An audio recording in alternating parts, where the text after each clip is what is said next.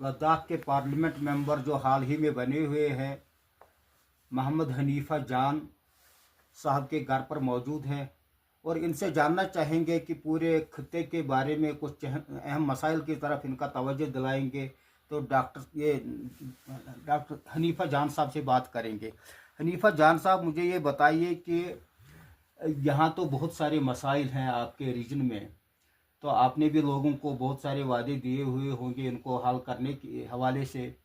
तो पहले मुझे बताइए कि जो आपका ये एजेंडा था, क्या ये इलेक्शन का क्या वादे दिए थे लोगों को आपने, तो उनमें से कितने किस हद तक आप पहुंच जाएंगे, बाहर आएंगे और कौन कौन से इसमें काम करवा सकेंगे, कामयाब हो जाएंगे। दूसरी बात, यहाँ जो है जिस तरह जम्मू कश्मीर में पब्लिक सर्विस कमीशन है, तो यहाँ जो वहाँ से अफसर तैयार होके आते हैं, तो यहाँ उस किस्म का यूटी बनने के बाद कोई ऐसा इदारा नहीं है। तो उस हवाले से आप क्या करेंगे? देखिए, इलेक्शन मैंने जब लड़ा था, मेरा मेन जो जिस मुद्दे पे मैंने इलेक्शन लड़ा था वो पूरे लद्दाख के इश्यूज थे। यूटी बनने के बाद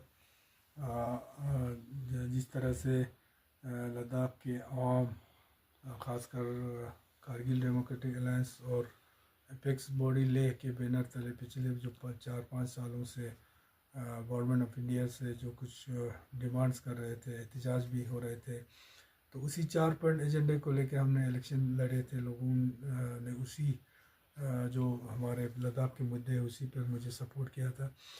तो ये एक इशू था। और दूसरा जो डेवलपमेंटल इश्यूज़ अलग से है, वो हर इलाके का अलग अलग इश्यूज़ हैं, हर कम्युनिटी का अपना इश्यूज़ है। बिल्कुल बिल्कुल। मेन जो हमारा इशू है वो लद्दाख में यूटी बनने के बाद जो जो लोगों ने जो जो जो फील किया है वो ये है कि एक तो लद्दाख से यूटी बनने के बाद जो एक डेमोक्रेटिक एक सेटअप था वो ख़त्म हो गया।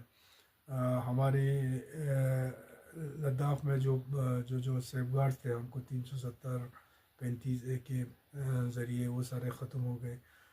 तो लद्दाख के आवाम ने लेह में एपेक्स बॉडी बनी, कारगिल डेमोक्रेटिक्स अलायंस, ये दोनों एक होके हमने 4 पॉइंट एजेंडेस के साथ हमने गवर्नमेंट ऑफ इंडिया के साथ हमने कुछ डिमांड रखी, जिसमें स्टेटहुड की बात है, 6 शेड्यूल के अंदर हमें सेफगार्ड की बात है, और ये जो रिक्रूटमेंट जो जो प्रोसेस लद्दाख में पिछले 5 साल से ख़ासकर जो गेजेटेड पोस्ट है उस पर वो अभी रुकी हुई है। पीएससीज का मसला था हमारे। तो इन सारे चीज़ों पे जब इलेक्शन लड़ा, लोगों ने सपोर्ट भी किया और मैं कामयाब हो गया। उसके बाद मेरा पहला कोशिश मेरा यही रहा कि जो इस 4 पॉइंट एजेंडा पे गवर्नमेंट ऑफ इंडिया इलेक्शन से पहले हमारे जो केडीए और एपेक की लीडरशिप है उनके साथ बातचीत चल रहा था, वो कहीं ना कहीं रुक गया था।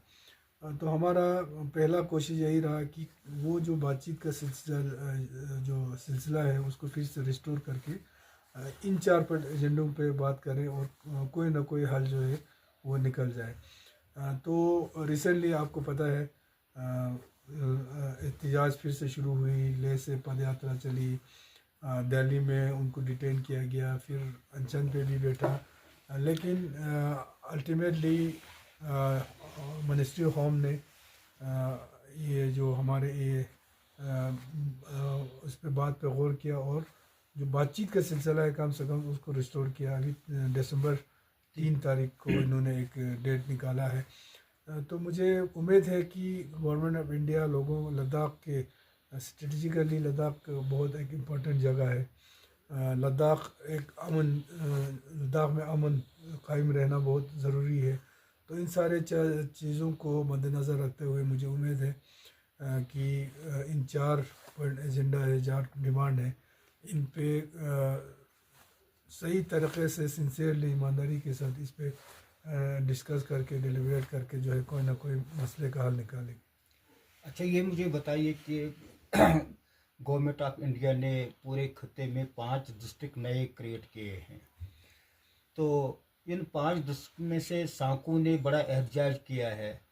तो इनकी मदद के लिए आपने क्या सोचा है, और क्या उसके लिए आप लड़ाई लड़ सकते हैं कि उनको डिस्ट्रिक्ट दिलवाने में, बिल्कुल लड़ाई ताकि हम वो तफावत ख़त्म हो जाएगा? क्योंकि लेह को 3 डिस्ट्रिक्ट दिए हैं, कारगिल को 2 डिस्ट्रिक्ट दिए हैं, तो वो जो बैर है, तफावत है, वो दूर हो जाएगी। बिल्कुल हमने जब से डिस्ट्रिक्ट का अनाउंस हुआ है उसके बाद से हमने हर प्लेटफॉर्म पे हर जगह जो है हमारे जो इस 5 डिस्ट्रिक्ट में जिस तरह से करगिल इग्नोर हुआ है, और ख़ासकर संगकू सब डिवीज़न जो कि पूरे लद्दाख का सबसे बड़ा पॉपुलेटेड एरिया है, और दूर दराज वहाँ पे इलाके हैं, उसको मद्देनज़र रखते हुए जिस तरह से संगकू इग्नोर हुए, हमारे शकर चिकन शरगोल भी काफ़ी पॉपुलेटेड एरिया है।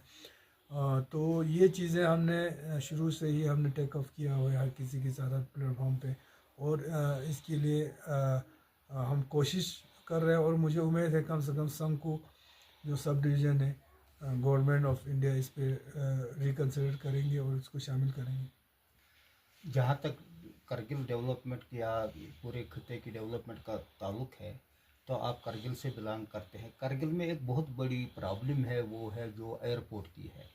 तो एयरपोर्ट के हवाले से करगिल के लोगों के बारे में आपने क्या सोचा है? तो क्या इसके लिए इकदाम किए जा रहे हैं? देखिए कारगिल का एयरपोर्ट और दो इसमें ये दो चीज़ें हैं। एक तो करगिल में ऐसा कोई नया एयरपोर्ट बने जिस पे बड़े जहाज़ उतार सकें।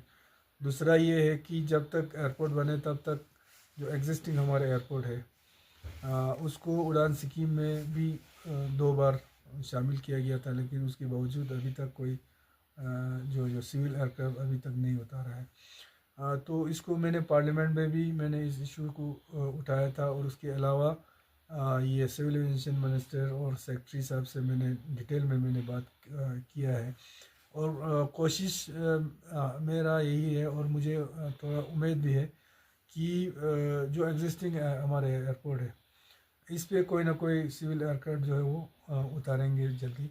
और दूसरा एयरपोर्ट के लिए जो एक कमेटी 2 बार यहाँ पे सर्वे कमेटी आई थी, तो उन्होंने कुछ टेक्निकल कारण से वो जो एयरपोर्ट है जो ख़ासकर हमारे वका एक जगह है वहाँ पे उन्होंने सर्वे किया था, उसका रिपोर्ट थोड़ा नेगेटिव उन्होंने ये दिया था। तो मेरा कोशिश में अभी गवर्नमेंट के साथ यही टेकअप कर रहा हूँ कि फिर से चूँकि हमारे पास वखा भी है, उसके अलावा भी और जगह हैं, तो मेरा कोशिश यही रहेगा कि फिर से जो है कमेटी बने, सर्वे कमेटी बने, और करगिल में एक नए एयरपोर्ट के लिए जो है नए सिरे से सर्वे हो।